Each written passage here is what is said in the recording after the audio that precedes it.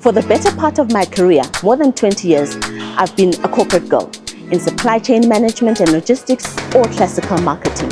But come 2020, COVID and the Great Reset, I got an opportunity to work in a non-profit organization which was helping young unemployed people to be able to break out of that trap of unemployment by connecting them with their first employment opportunity, allowing them to build experience, build that reference letter, and then move on to bigger opportunities.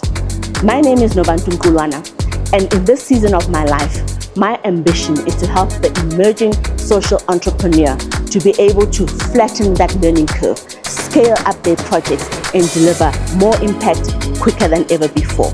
Join us on the NPO Bootcamp as we show you how to level up your social enterprise.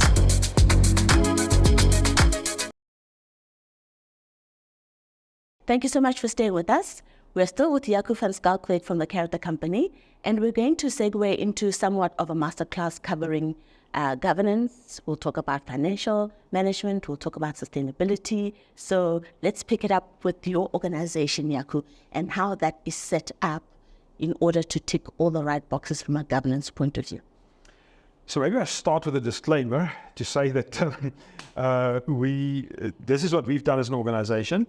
I think governance is very, very important in general, but for us it's been very important. For me, it's been one of the key things from the day I walked into the NGO space. So a lot of the stuff that we've got in place is because of the lessons we've learned, the things that we've seen around us, the partnership conversations we're having. So this might be different for different organizations, some of it, but the basic principles stay the same. 100%. So from a organizational point of view, we are registered as a NPC, which stands for non-profit company. Oh, yeah. Okay. So which is the old Section 21 companies. They've changed it subsequently, so it's now called an NPC. It is an organization that is set up with a founding document, so a memorandum of undertaking. It is registered with SIPC, and you've got a board of directors. So typically, you have to have a minimum of 3 directors, and then there's a maximum depending on your constitution or your MOU. Then we could talk a little bit about that and just my experiences around that. But you have to have directors, and those directors need to be non-related. So you can't start with 3 directors and it's you, your wife, and your sister. So, or you and your wife and your mom. No. Stop the lorry. How does SIPC enforce that? I don't know that they do. Okay. So you have to enforce but that. If I'm here and I say I'm here to do the work of the Lord, and I'm telling other people that I'm here to do the work of the Lord, I must do the right thing. You must. And I'm not saying it's the wrong thing. You have to just ask yourself the question of, like, how transparent is that? Where does the accountability lie? Okay. So if it's you, your wife, and your mom that are running the only directors, then you have to consider that the accountability is compromised. It's compromised. It doesn't matter how well you try and do it. From the outside, it's going to look dodgy. So okay. You don't want to do that. So let's come back to your organization. How many directors have you got? So we've got 5 directors. You've got 5 directors. And how do you allocate the responsibilities amongst the different directors?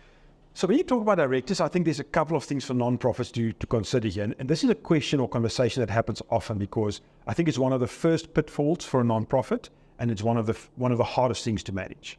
So typically a non-profit starts because I've got a dream, or there's a stirring, there's a calling, and like, I love this work, I want to do it. Yes, yeah. So like, I'm running out there, I'm going to start doing it, I'm going to change the world. Now I'm running into governance, I'm running into the admin, I'm running into registration stuff, it becomes hard work. Now I have to manage. Typically think of any new startup business, and there's nothing, it's no different than that. You start, except that you don't start it up with venture capital, you start it up with nothing. And so it's harder even.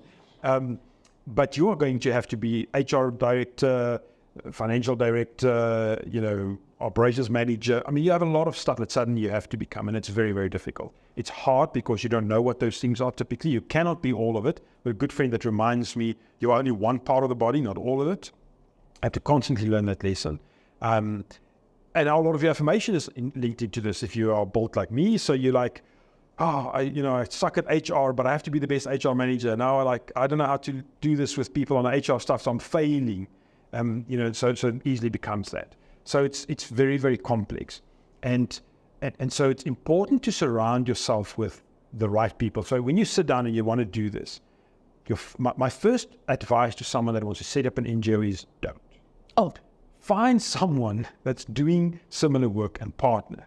Like, you have to start there. Like, can you find someone that's doing something similar in your community, and you can come alongside them and volunteer and start becoming part of this and grow in that. And then maybe later on you see that there's a need and you can start it.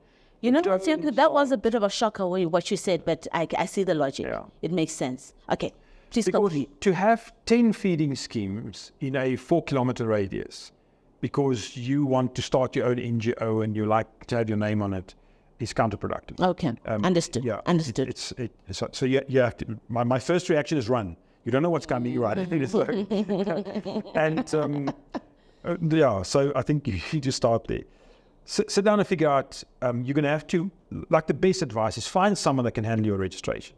Like, if you've got the energy to go and register with DSD as a non-profit, because that's the other thing, you have to register with SIPC as a NPC. That's Yes. going to be important. Yes. Because you need a registration number. People Yes. are going to ask for it. You're going to have to register with the Department of Social Development as a non-profit organization. Right. There are some thinking that you don't need both of those. But I've had donors asking for both of those. So Why did you choose that route? Why didn't you just be a non-profit organization and do one registration with the Department of Social Development? it's different things, because I also want a public benefit organization status. And you can't get it as an NPO? I think you still can get it as an NPO, but you still have to be registered as a legal entity, and the NPO doesn't constitute a legal entity. Or when we started. Oh, maybe organic correction oh, at okay, that so point. maybe 11 years ago that was the situation, but things may have changed. Yeah. So we started. Okay. The advice I was Okay. in at that stage is register as a non-profit. Understood. But you had a Section 21 company to do that. That's the vehicle. You have the non-profit status. And out of that flows your public benefit organization status, which is the most important thing. Okay. So let's go back to that time. So immediately when you register, you need to show who your board members are, correct? So who did you put in your So board? the first advice is find someone to do that. Like, you don't want to have to run that exercise. So like you can go to an accountant, or there's organization. Okay. The same. You mean the process. Yeah, the process. But the thought process behind who needs to be on the board, you can't give to somebody else. That's right. So how did you decide who was going to be on your So I board? think what you need to decide is what is the portfolios that you want. So typically what you want on a non-profit board is you want people that are influential and that's going to help you with fundraising. Those are So these are people that we're going to use. the people that you never find. Okay, so like you quickly realize that apparently doesn't happen very frequently. They're not really out there. If you can find them, that's great. But what you want on your board is you want someone that's got a strong financial background. Okay. So you actually want a CA. Okay. That's important. Okay, and you've got that? We've got a CA. From Got a- day one. Day one. Okay. You've got a financial director, you create a portfolio and saying, this is your portfolio. So when you sit down, you go, this is a cause, this is what I need. I need people, firstly, that buy into my cause, people that share my values, share my vision. I don't want to fight with people on my board. If you're a Christian-based organization, your board members are Christians. Our board members go through the exact same registration process. We have a separate portfolio for directors. You have to submit the same documents. As the volunteers did Volunteers, earlier. yeah. As a director, you've signed indemnities, you've signed a board charter, you've signed a board code of conduct, you've submitted police clearances, sexual offences affidavits, all of that stuff. Where did you get all these documents, the board charter, all these clearances? So we started with drafts and then we build our own. And so for organizations out there, I'm also saying, please do not try and reinvent this. Phone us. You can have a blank copy of all our documents. Yeah, no, it's like I've gone through the process of setting up a code of conduct just for volunteers. It was years in the making. Yeah. I mean, we've gone through that process. We have lawyers doing it. Our staff contract was checked by people that are in the industry around. So don't redo it. Like, there's no purpose. Like, there's no reason for us to want to own that. Okay. Use it. So Okay. by all means. Great. So that's your financial director. Financial director. If you have someone on board with a legal background, that's always good. So How is that beneficial in the I think NPO? it just helps you when it comes to, I think it carries a strong weight with governance, and also to make sure that there is, that you color in between the lines. I think it's important. You need someone like that, yeah. Okay. So those are the two most important people, I think. Sorry, Jaco, I've just thought of something from a legal point of view. Do you know that as a non-profit organization, you can approach any legal firm, top legal firms, to review contracts, to do all those kind of things, because they do need to do a certain amount of work pro bono. Yes. Do you know that? Okay. They're not that easy to find always. That's Fair enough. Fair enough. And also capacity-wise and timing-wise. So you are saying it's better if you've got your own in-house resource. I think it's always good to have. Okay. Then you need someone that's strong on HR. So like either someone that knows about it, but you don't need, and it comes back to what you just said there. So I had a very good friend, and she started working for herself. And she said, like, I'm working very hard that the only expense on my balance sheet is myself. Everything else can be outsourced. And she then introduced me to the lady that we use for our HR consultancy. So, because I'm thinking, oh man, you're a small nonprofit, you can't have an HR consultant. That's like, it sounds, we spend the first 2 months with big stuff, getting contracts reviewed. I haven't used it in a year. I haven't paid for HR because we've got the stuff in place. So it's very, very valuable. Again, phone me, I've got the numbers, I've got the contract, use the stuff, use it. And we will talk about later, the partnerships are so important here. Right. But I think it's important to get that stuff right, get a consultant. So get a bookkeeper or an accountant to set up your NPC and do the application in the Department of Social Development. Get your application for a public benefit organization status, because you need your 18A tax certificate status. That's the most important thing you look for. So your financial director can handle that. You've got someone legal on board, you've got someone on HR on board. Think about the other stuff that you want to do in your organization, and then try. Sorry, Jaco. So this is how your board was constituted 11 years ago. And now who has been added on along the way? So then you start and you go, and if you could do it from the beginning, it's helpful. Figure out what are the portfolios. So you want finance covered, you want some legal advice, or someone backs that, you want some HR stuff. What else you can do in your organization? You want someone that's strong in networking. If you can find someone that's networking and marketing, so someone like that. You want someone that's good in like admin, like if you've got a good admin person that's strong in business administration, that would be a helpful thing.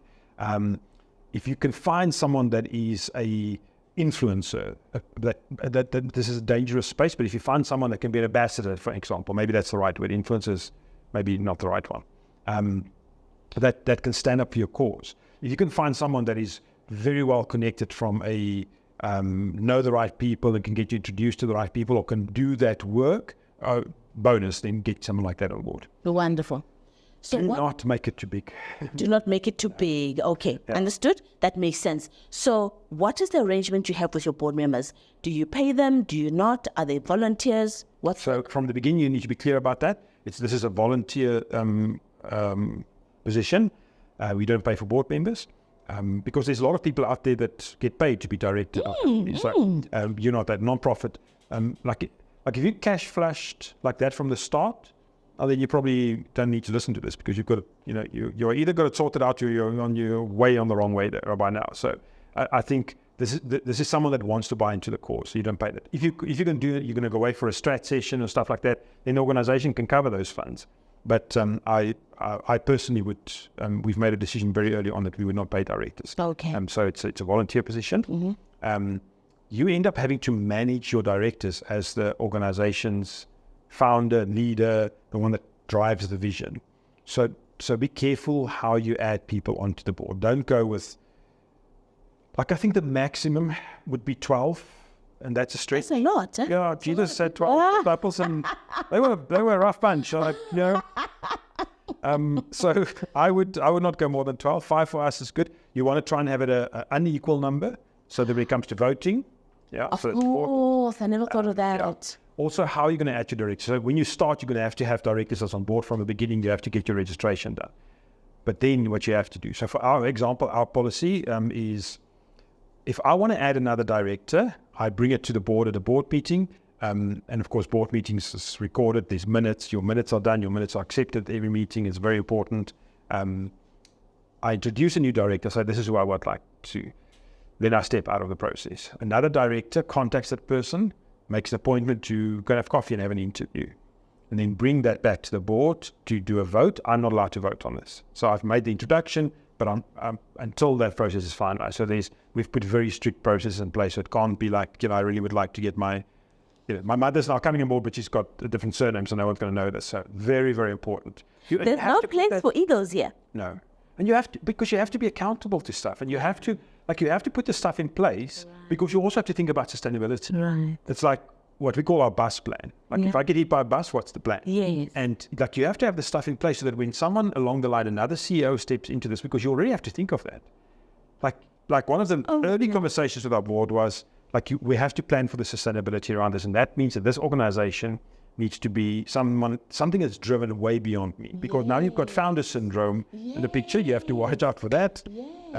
Your ego is involved in this. Your name's on, the founder. You talk about this. You have to watch out for those things. Okay. So before we get to those things, Jaco, what is the agreement that you have with your board members in terms of tenure? Yeah. So that's very important. Yeah. Probably the most important thing you can do. You write into from the very beginning. So a new director, that director that's now been brought into the process is on a 1, if not 2-term probation. So you can sit in. So we meet. So legally you should meet once a quarter. Okay. We meet once a month. So it's quite a serious commitment from a time point of view. And you see that from the beginning. It's in the board charter. It's in the code of conduct for the directors. You understand from the beginning what this is. That's part of that first interview. Okay. I'm writing off a weekend. How long is the board meeting would be on a Monday afternoon from 4:30 until 6, 6:30. So it's a Zoom meeting. But once a year we'll have a stretch session, which is a weekend away. Got it. You understand that as a small board, you're also going to be more actively involved. So you might have to do certain things. Yes. It becomes very dangerous as far as where does the lines between governance and being involved in organizations concerned, and where do you blur the lines between staff now talking to directors and not through the CEO. So you have to think of that. What does the list look like of the expectations and requirements of the board members? You can, that's in our board code of conduct and our board charter. So you can actually just take that and rework it. Take a draft board charter. There's organizations out there that will take your board through a board governance workshop. Yes. If you can find one that can run that for free, I would suggest you do that. Yeah. Get consultants in from time to time. Find a guy to talk about governance, or find a person to talk about board secretaries and stuff like that. But also from the beginning, decide what is the character of your organization. And because I from time to time, we're tempted to fall into that trap. It's like, you have to get these big profile people on board, and you have to, people that are strong directors, and then it becomes, by the moment, for us as an organization, when we sit in a meeting and I'm having to address the chairperson as chair, through the chairs, like I knew that's just how we wish. So and for organizations it works. For us it was just like, no, like our chairperson's got a name, I would like to call on a name, and is the chairperson not you? No. Oh no. Who's the chairperson? So we've got a chairperson that's independent of the organization. Yeah, I can tell you that is. So it's can I tell you that? Yeah, of okay. course. So Tandeka Ngoma is our chairperson. So that's how. Yeah, that's how we met. Okay. Yeah. So now, one of the reasons I was asking the earlier question of what is the requirements of the board is because I know Tandeka, and every year she's going to send me a message to say we're fundraising to send young people to camp, and this is the amount of money that we're trying to raise, and if you need a Section 18A, talk to me. So the reason I'm asking that question is there an expectation that every board member is going to be involved in fundraising activities? So that is an expectation. I don't know if it's a realistic expectation always, but it should be. Because your board members need to be invested enough into the organization that when you engage in activities that they would take part in it, that they would talk about, they would promote it. So that's very, very important. So I can show you proof every year. I get that. Tandeka talks about us all the time. So a lot of people are like, oh, I heard about this. And that is what I heard about you. Yeah. Through the posts that she puts on Facebook, and through the messages that she sends me every year when we're fundraising for camp. That's how I know about the character. So I think it's important from the beginning that you understand that. Like, I'm not on social media. Or very limited. No, I'm trying to stay away from it. Okay. It's very limited, so you have to have people that's got the exposure in that. So that's very important. But you can't be the CEO shouldn't be the chairperson as well. Again, firstly, the chairperson drives the meetings. I can't report back and drive the meeting and take the minutes. It becomes too much. So you need to split those duties. Some friend is a boss. No, she comes with power. And I just think it's good from a governance point of view. Yeah. Again, as a CEO, I can't be all of that, and I don't want to be the chairperson of the organization that I founded. Okay. It's not transparent. Tenure. So what we've done from the beginning is we write it into our board charter. Like, a board member is only a board member for, and you can decide it could be 1 year or 2 years. So you have a cycle which is 2 years. At the end of your 2-year cycle, you get up for election, and then you can say, listen, I am up for election, or I'm done. Yeah. Or the organization can go, listen, we're not going to, you might be up for election, but we're not going to put you up for election, because you might have someone that you're really struggling with. And a lot of nonprofits this is a big thing for nonprofits. They are really struggling with this. And that's why we have a 1 or 2 term probation. You're on the board, you can have part of the conversations, you're not allowed to vote until you're an official board member. At that stage, we invite you. We say, listen, we've now had a 2-term probation. We feel like we want to stretch it another term. There's some, we're not sure, or we're happy to have the invitation. Are you happy to accept it? Because that's a point where you're going, there's not a fit here. It's like, and if you, and I've got that wrong from time to time, and it becomes messy. It does. So you want to make sure, and ideally the only staff member on the board should be the CEO. Uh-huh. And that's you in this case. That's me. So I'm a non-executive director. No, I'm an executive You're an director. executive director, yes. And the others are all non-executive Right, directors. right. At this stage, we have another person that was a director that's now taking over some duties. That's part of the process.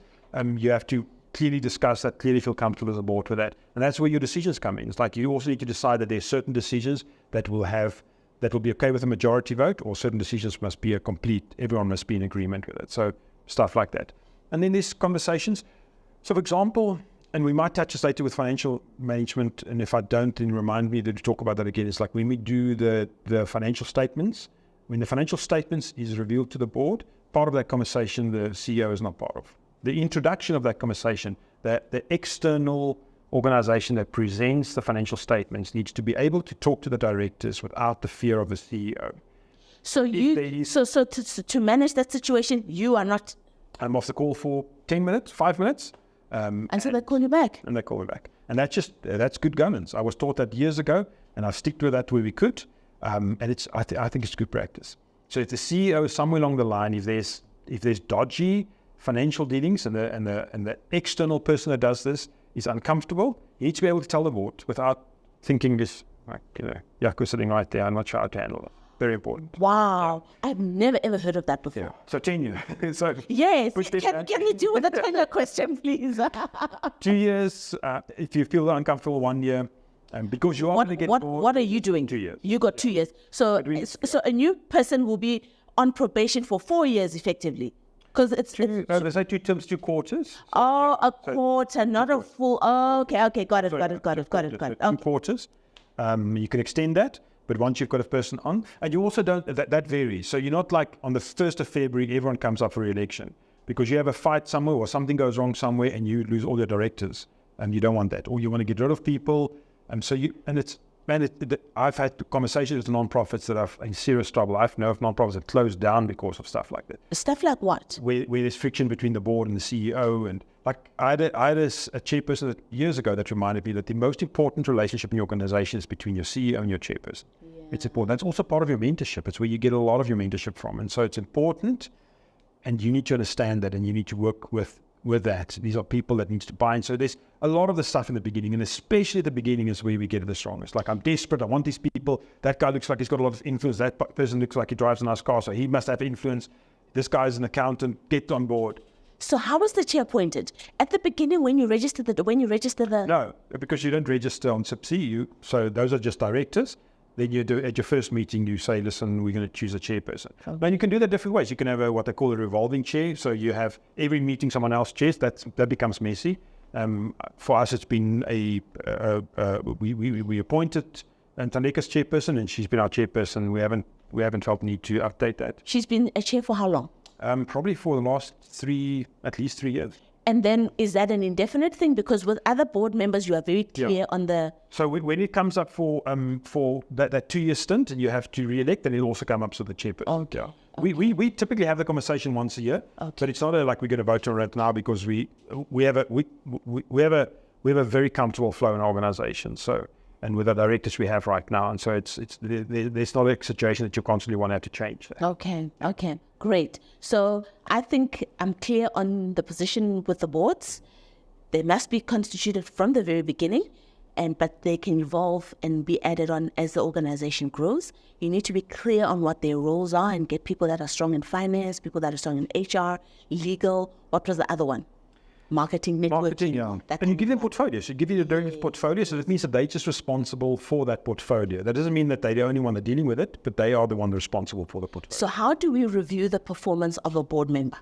We typically do it once a year, either our strat session or when we have in the beginning of the year with our board meetings. We will review that when people will give feedback.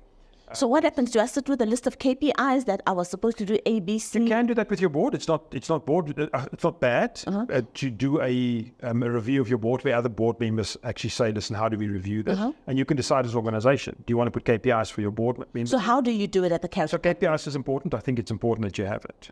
Yeah. So are you willing to share what your personal KPIs are? Well, they're long. Okay. Yeah. So I think for your CEO, it depends again. Your KPIs will be around fundraising would be one of them. Staff, managing of your staff will be one of them, even though you don't do the HR stuff specifically. Growing the network, and then also how do you drive the strategic objectives of the organization for that year? So if your organization has a set of strategic objectives that you've agreed on, how do you drive that, and what's your target around that? Because so they must give you full marks on that, because when I phoned you, it was like, yes, I'm booking my flight, I'm coming. It was a no-brainer, right? Because it ties up to your KPIs. So the networking is for the CEO's point of view, like you're the one that tells the story. Yes. If it was something that was born and started out of your passion and your desire, then you tell the story. That's part of what you need to do. But you have to also be very clear of what the stuff that you don't do and what you can't do. And so that's also where the role definitions becomes important. Okay. Yeah. So it's often stuff that shifts and there's new things, but it's also where you rely on your directors. It's also when you rely on your directors for the guidance and your different portfolios. So if you have a portfolio director on HR that will then guide you in those things. Sure. Also someone that comes back to the ego thing and the transparency and the vulnerability is to go back and saying, like, I'm having an issue with this, please help me on this. Like, I'm not an HR director, I don't like that.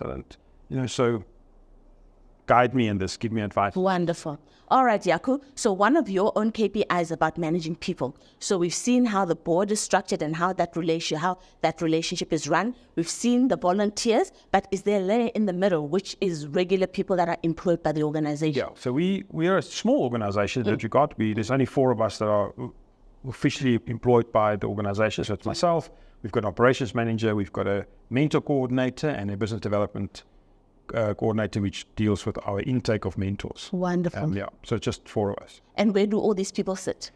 So we have a virtual office. So when lockdown happened, we realized that we actually don't need an office. At that stage, we had a big staff complement. I think we were about 11, and we just realized that we don't need all of that. We have over the last year, and through the help with our operations managers, really done a lot of stuff on the online management system. And so a lot of our process has been automated. And so that's been really working well for us. And so that's important. It's something that, again, I think as a small NGO, you look at the cost implications, something you just go like, I can't do that. And so I must do this myself.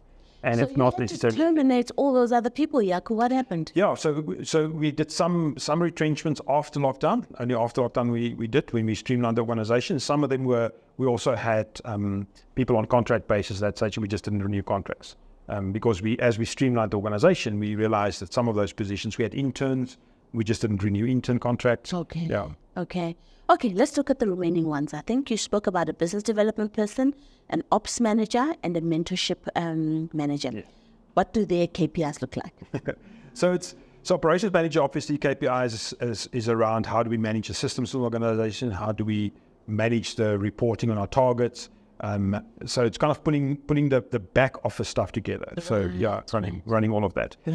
Our operations, our business development person is very much measured on the amount of people that he hands over to the mentorship manager as new mentors. Really? You have a person doing that. Yeah. So how do I take the people that are coming into the organization through inquiries, through the process, and handing them over? So I have a target to grow the mentorship through that process with X amount. So by the end of this year, I have to be able to hand over, say, 40 new mentors to the mentorship manager.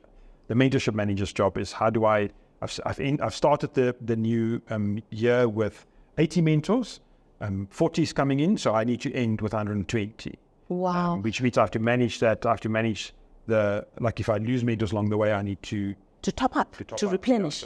So we are talking about the role of the business development person. This is the person that is making sure that the organization has got enough mentors. Yes. We are not trying to find enough people to come in because we already got a waiting list. You told us about a waiting list for moms. So that one is not an issue. That's we not, don't even have someone dealing with that at all. because it's taking care of itself. As people get to know about the kind of work that you do, they're like, I want my son-in-law. But you want to make sure that the capacity of the organization is robust enough to handle all these people that are inquiring. Wonderful. And that person, obviously, that will also mean partnerships.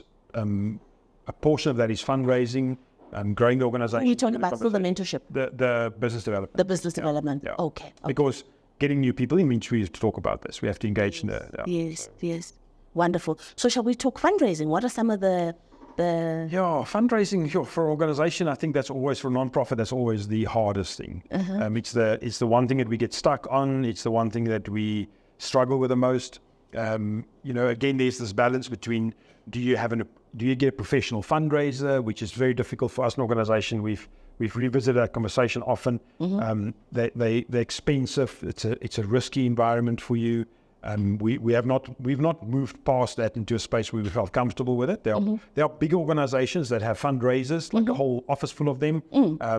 And I presume as a small organization, there comes a tipping point where that maybe makes sense.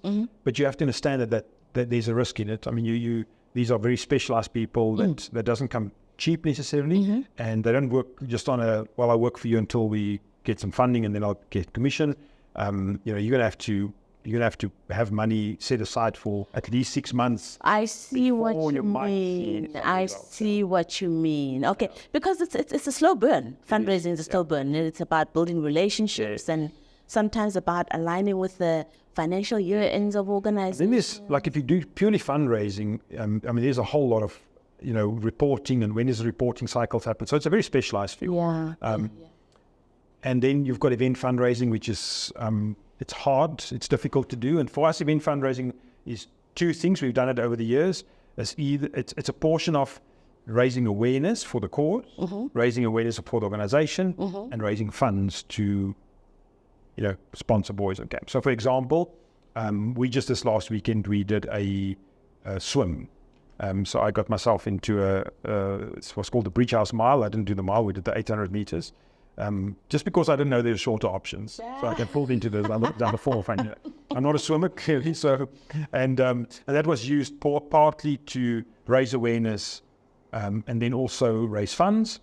But also part of it is to be able, within an organization, for boys to know that there's someone that values them enough to do all kinds of crazy stuff on their behalf. And I think that's something that often we don't talk about.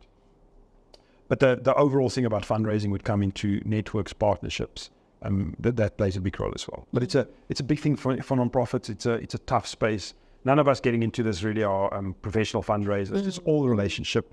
And so a big part for us is a balance between finding larger donors, maybe some corporate donors, but also a much bigger base of smaller donors. Absolutely. So at this stage, we are our ideal is to have a campaign called 5,000 at 100, and that is just get 5,000 people. Sorry, say that again. 5,000 at 100. Or 5,000 at 100. Yeah. Okay. How's that looking? It means that we're looking for 5,000 people that can each just give 100 Rand a month. It's as simple as that. And then, I say it's as simple as that. It's not as simple as that. Okay, so are we still at design phase, or we've decided this is how we want to? No, for our objective for this year is to get that launched as a proper fundraising target and tool. So we're starting having the conversations. We want to see how we roll it out from a media point of view. Right. So we're not at full execution, but we're not at like dream phase yet. Okay. So if somebody's watching this and says, okay, I think I can do 100 Rand a month. What is 2 cedis, right? Yeah. For the young people. So like 2 cedis for me a month. How do I get on board? Go to our website and sign up from there. The website is? thecharactercompany.co.za. Wonderful. Yeah. And I'm committing for 12 months. Yeah, well, the thing with 100 Rand is when you commit for 100 Rand, it's not going to pop up every month on your like, oh, you're giving 100 Rand here. So 100 Rand, we're asking at least 12 months, but I mean, you can run 100 Rand for 2 years. And then how is that going to work, Jaco? Is this a debit order kind of arrangement, or I must remember every month that I need to EFT? Some people do EFTs. These days it's easy with EFTs, but debit orders a lot easier. Our debit order system runs very, very efficiently. Okay. So we send you a form, you fill it in, goes off your account every month. You don't have to worry about it further. Wonderful. You get regular updates on what we're doing. You see what you're investing in. Okay. And then the idea is like, man, if I can do this, I've got 10 friends that can join me. Or I've got 9 friends that can join me. And so like guys need to do this. Or I run around the office going like, hey, guys, look at this. So I'm going to do 100 Rand a month. So like it really, 100 Rand a month, I don't know what you can get for 100 Rand a month. So 270s. yeah, essentially. So, and I'm just like, because this thing comes back to like, where can I make a difference? And this is a way that I can make a difference. Because I know if I do this, I'm investing in something that is going to have a meaningful impact. Yeah. I'm directly taking boys out of the stats of fatherlessness. I'm removing them of the stats of crime and rape and uneducated spaces. And like I get to do stuff. So, and for us, that's the easiest way to do it. Ideally, I'm in the position of doing 1,000 Rand a month, and then I should do that. My company can do, if someone listens to the company can do 1 million Rand a month, then that's also a good idea. So, like, essentially, just like, what do I do with this responsibly? Yes. Do not just go like, I think I'm giving 100 Rand a month to an organization. I'm actually not sure what they're doing. Like, you shouldn't do that. I mean, that's not being a good steward of your own finances. Like, you need to be able to give into spaces where you're saying, I know, either because my colleague at the desk next to me, her son is on this program, or I've seen this, or I can check this out. I know that there's a change. I know that there's an active involvement. There's someone is doing something around this. I just want to be part of it. Like, I can't mentor, I can't do this, I can't do that, but I'm going to do this. This I can do. Right. And I can talk to people about it. So we get 5,000 people that give 100 Rand a month. That gives us 500,000 Rand a month. And that allows the character company to do what? Yeah, that allows us to do a lot more than we're doing right now. Because that opens up the space to actually look at communities where we have active inquiries from moms but not mentors, to go and look for that mentor that is keen and desperate to want to do something but can't afford to do this as a volunteer. Someone that has to start something, but that takes all of his time. And the idea around that started actually with who's the person that's right now a mentorship manager. He came in as a young guy that was already doing this in his community, became part of us because he wanted the bigger covering around this and the structure that this offered and the opportunities that this provided for the boys that he was looking after as well, boys and girls. I mean, him and his family were just doing phenomenal work. And he wanted to do this, but he had to start working, and he started waitering at some point, and that meant he couldn't see his groups. And we said, listen, we need to do something here. And that's where we started playing around the concept of how do we, because there are young people out there that can do that is passionate about that. How do we get someone like that? Because if you have that person, you can do 4 groups. So now you're talking about 20 boys. And so the idea around that was built around how do we actively do that? And we just get to change the landscape dramatically. Because if you imagine you look at a community where you get to grow one mentor that's looking after 20 boys, in a smaller community even. I mean, that's 20 boys that starts making a big impact and ripple effects in their own spaces, at school, at home. I mean, there's some really significant things that are happening here. And then it starts driving conversations around, we can't just keep on looking at the chaos and trying to focus on that. If we don't start fixing root cause, we are constantly going to spend an enormous amount of money, waste an enormous amount of money on the wrong end of the problem. 100%. And so this means I get to come in at the beginning and preventing stuff. Sure. Rather than, we have to fix stuff and we have to, but it's rough. Do you have a number in mind, Jaco, of the number of young boys you want to be able to reach in a year, in a 5-year cycle? I don't know how your cycle works. It keeps on changing because of the lack of mentors. Right. So at this stage, our target for this year is to end with 120 mentors next year. Okay. And that's great. So if I just do the math, it's 120 times 4, so that's close to 500 young boys that can be reached. Yeah. Okay. So for us, that would be a nice jump. It will be a significant impact we can start making. Right. And it also has a significant impact on 140 men's lives. And I was reminded a while back because, like, even now when I said like 140 men, I mean, man, like 500 boys. I mean, the problem is so big. It's so massive. In a sea of 60 million people. I was thinking, man, I mean, what are we, where do we get to change this? And then someone said to me, like, you have to consider, can you name another organization that's got, even right now, 80 men in South Africa that are making this level of commitment? And I can't. And that means that we are making a difference. You can't, in spite of how connected and plugged in you are into the NPO network, you don't know anybody else that's doing this kind of work. Yeah, I don't know another organization that's doing long-term mentorship for boys from as young as 5.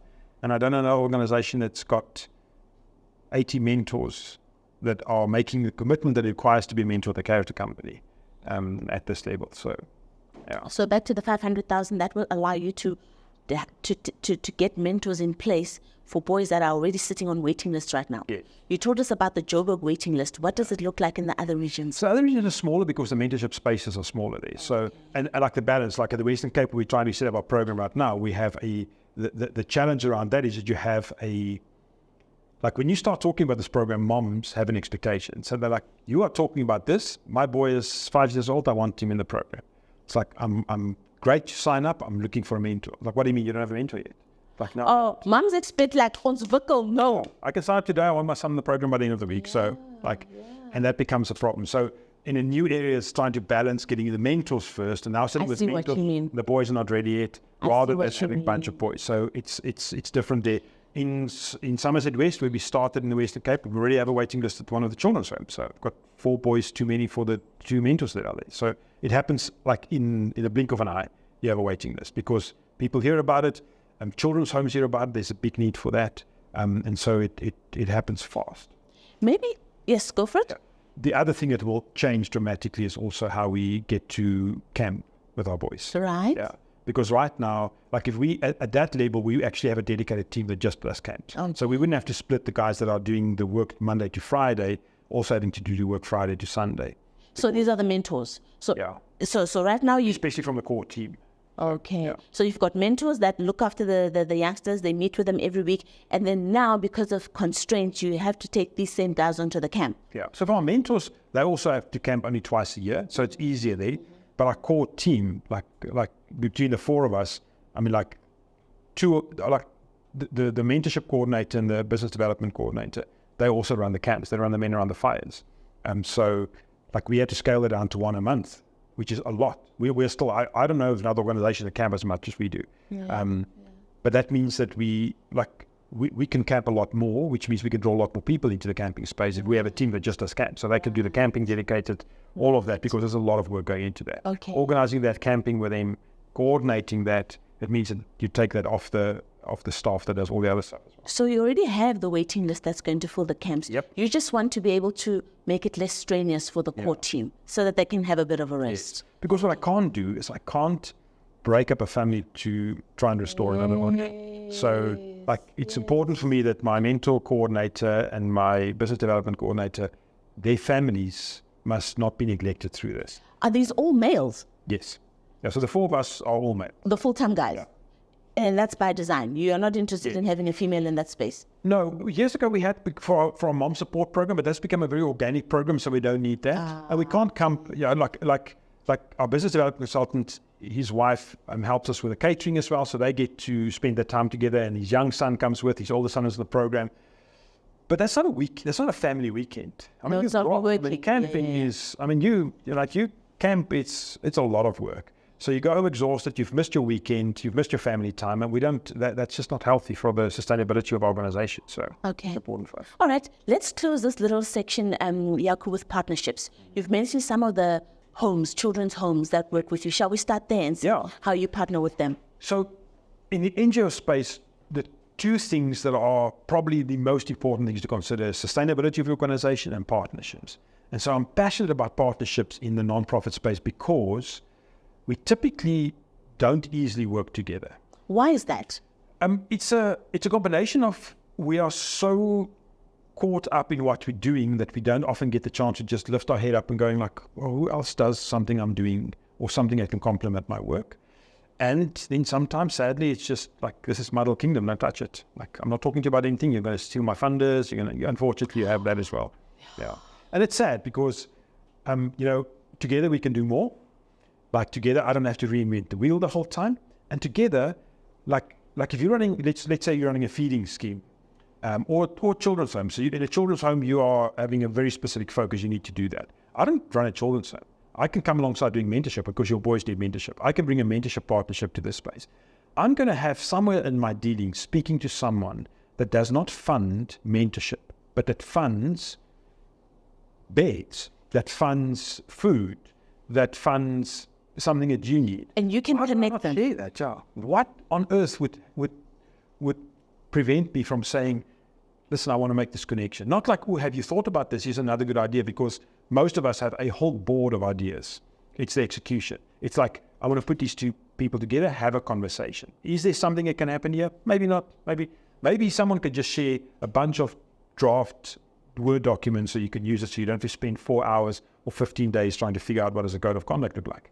Just work on the partnerships, find the ways to do it. So it's very, very important. So the partnerships is partly, how do we partner with organizations that are doing either similar work or work that complements each other, and then find a partnership there, find ways to work together in that space. Mm-hmm. The other part of that looks like, how do you mentor smaller NGOs? And it's the one thing that unfortunately for us fell flat with lockdown. And that year, part of our strategic objective was, because we had an office, is we're going to adopt 2 small nonprofits, offer them office space. They have to come in. We will mentor them. They have to be. We were going to do organizations that's in the line of what we're doing, yes. And there would be requirements. They would have to sit in some meetings. They would have to be open to mentorship time specifically. They would, we would have KPIs for them, but they would be able to have access to office space, audit telephone lines. We would offer that as part of it. And so, unfortunately, with lockdown, that didn't happen. But what we do in this space a lot is where we find smaller nonprofits is saying, how can we help you? What advice can we give you? Happy to have a coffee with you. If you want more, we can gladly offer what we have, because it's back to mentorship. I would love that when we started out, not having to reinvent the wheel, learn through all the mistakes, and being able to have someone that's saying, look at these. These are the first 5 steps, and these are the next 5 steps. Like follow this, think about this. So when we've learned all this information, I mean, I've got 24 years in the nonprofit space. There's a lot of information, a lot of it on how not to do things, but that's worth sharing. So absolutely, so it's very, very important. Absolutely. Let's go back to the children's homes, Jaco. Which ones are there? Any names that you can throw out that you we work that with, want to take the kids to the program? Yeah, so like in Gauteng, we work with TLC, Joburg Children's Home, Cautious Haven. Those are some of the bigger ones. In the Val, we've got a couple. Salt and Light in Somerset West is one of our organizations we work with. So these are organizations that we partner with. We've got strong partnerships. We support the boys through the program, through mentorship. We have mentors going there, taking them to camp. I think from a mentorship point of view, a children's home is a valuable space to be in, because that's a rough space for a child, because I wasn't just thrown away from my mom, I was also thrown away by my dad. Yeah. Or other way around, actually. I wasn't just thrown away by my dad, which is typically the boys we work with. I was also thrown away by my mom. So we work with children's homes where, I mean, one of our children's homes, I mean, the kids there, one of the boys. So you get into a children's home, you still work only with the boys, because some of these are mixed, right? Yes, they're most of them, yeah. So you will separate, you will take the boys, okay? That gets harder, because now you take the boys out, plus, we might have, and that's what's happening in our program in Somerset West. We've got 2 mentors. We've actually got 3 groups, but they take all the boys. You can't just take 10 boys and then 4 or not. Yes. But the girls are also go like, what's everyone else? So, so sometimes when they do stuff at the children's home, the wives will go with, and they'll do some stuff with the girls, or they'll do a movie night or something, and the girls are invited. Okay. So there's a little bit of that crossover. So one more question. So in the children's home, sometimes you get kids, I think, at 17, 18, then you're out of the system. Yes. But that's older than what your age group. What happens with those ones? So we start with the younger boys. So typically in the places where we draw the line, especially with the bigger children's homes, like if you've got a small children's home like we have in Somerset West in this case, all the boys are within our age, or on the edge of it, and it's a small home. So we can't have two. A small home. These are 12 boys. Oh, okay. Yeah. And that's the whole home. No, the boys, yes. Oh, okay, yeah. Okay. Where you've got a big organization and you've got a lot more boys, there you will start with a group, young boys, and some of the other boys just won't have that opportunity right now. If you have more mentors, that's fine. But if we don't, then it'll be the smaller boys that we start with. Again, you've got a longer term process, you've got more time to build relationships. So that's a harder call to make, but it's, that's what we can do. So when the young boy that you're helping is in a home, how does that arrangement work as in a children's home? So it's the same process. You've got a mom that registers the boy. It might be a house mom that has to register all the boys, and she's the person. Yes. She will still be the person that falls onto the WhatsApp group communication, and you'll typically have the social worker for the home that goes on there as well. And so the social worker will fill in part of the indemnities, be the one of the contact people. So we still have a mom. There's even if you work with an organization or a children's organization in a community, there must be a legal guardian that gives us permission to interact with the child and take the child away. That could be a granny, could be an aunt, but someone needs to sign the MOU, someone needs to sign the indemnity and saying, this child is in my care and I'm allowing you to let them go. One of the places we work with, which also works very well for us, is in Wellington, a community organization there. Our mentor started there, and yes, he was waiting long, the whole of last year to try and get boys. Eventually got the boys end of last year.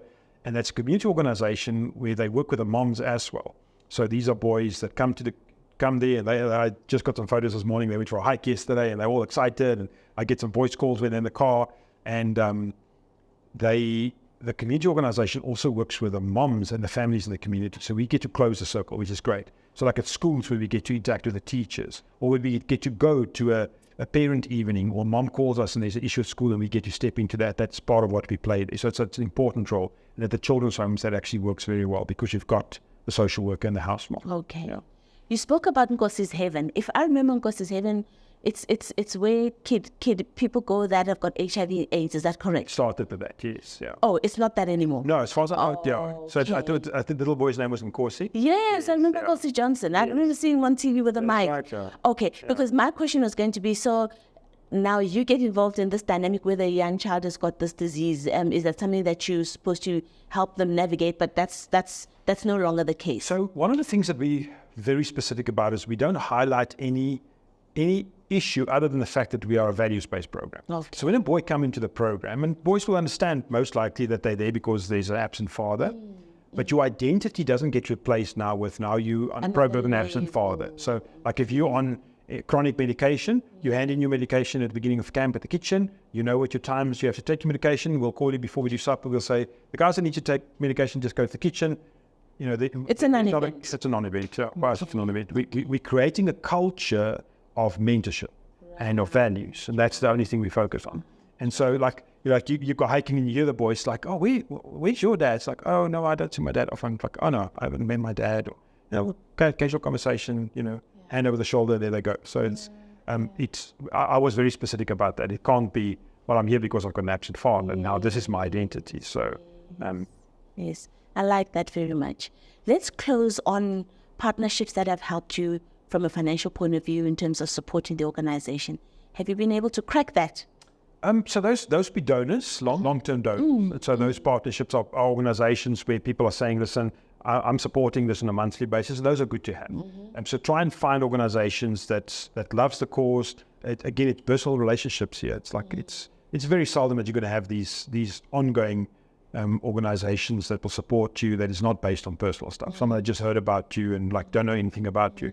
So we've got a couple of smaller businesses or individuals that will give us larger sums on a monthly basis, for example, and that's very helpful. In your world, what is a larger sum? A larger sum will be 5,000 or 10,000 a month. Okay. Yeah, and so they are few, but when you have them, and the reason why we're really focusing on our 5,100 base is because when I started out the organization 11 years ago, I had 6 people, and in total I had 25,000 a month. So there were 6 donors, larger chunks of money, and then at some point one of them couldn't continue, and so you lose one donor, but it's a huge chunk of what your income is.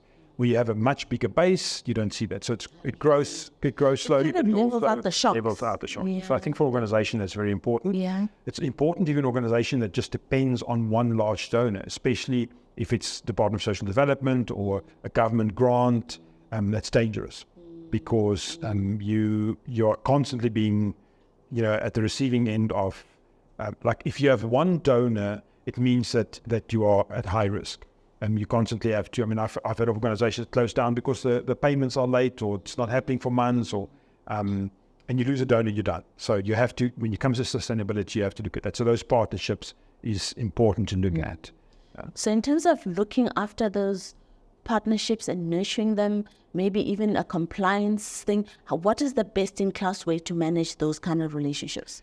So I think for us, it's partly through our management system. So we keep a track of those, and we know where they are. We know how they give. If there's something changes, we can have contact with them, but we also get to give feedback. We get to invite them to certain things. We invite them to camp. We say, listen, guys, come and have a look. So one of the organizations that we partnered with last year actually started out like that. We invited them, and they heard about us. They had some conversations, wanted to know more. We said, come camp. Come camp. So we actually had men around the fire for them as an organization. They camped on the same weekend with us, and then the relationship started with us, and that was great. So they actually get to see and experience what the organizations are. We'll take to an organization. I mean, even if you've got female staff, come out for the Saturday. Come and have a look at what we do. That's the best thing we can do. I mean, the afternoon session is a bit different, but if you want to see what happens in the program and where the biggest impact is, make sure you get out to a camp. Drive out, come and see, come out to an adventure, or as an organization, arrange an adventure. So that's like, we're gonna take you to the zoo, or we're gonna take you to the aquarium, or whatever, as an organization. So we're covering all of this, but I want my staff to be exposed to this. So you'll take them into the boys, but the staff gets to play part of this, and they get to see this. So the boys have their regular, circle around them, which is the mentors in the space. But now there's other people, and other people go like, oh man, look at this. And then you can continue the conversation from there and saying, you've done this, and now what is, like, your organization can actually make it possible to have, you've seen 20 boys here. We can have another 20 boys with your contributions. So you start having a conversation. Paint the pictures. Tell people, help people to understand what it is that they're supporting. I know I keep threatening to close, but I'd like to... You make the record to show there's not my problem. You make it very difficult for me to close. Earlier on, you spoke about the young boys that go through the program and how they talk about it with their peers. Tell me about that. That makes me think of a story of a boy that came to me and he said, Uncle Jaco, I want one of your business cards. Does Uncle Jaco even have a business card? I have. And he's like, and he says, no, wait, give me two. It's like, one, I want to give it to my swimming coach. He will be a good mentor. He says, the other one I want to give to this boy in our class. He's so naughty, but I'm going to give him and ask his mom to see him on the program because I think it will really be good for him. And this child that's talking to you is how old? He was, I think, 7 at that stage. That is so cute. Yeah, so it was, I always remember that story. Yeah. And so I think it's, I think, what it means there is that the boys understand the value, and the boys understand that, and especially as they grow older, because as you grow older, these are boys that you're in a mentorship group with, but they're not the boys at your school with necessarily. They're not your school friends. It's different spaces. And so we talk a lot about the relationships that you're having with friends. Do they share your value system? Like are you the thermostat or the thermometer in your friendship group?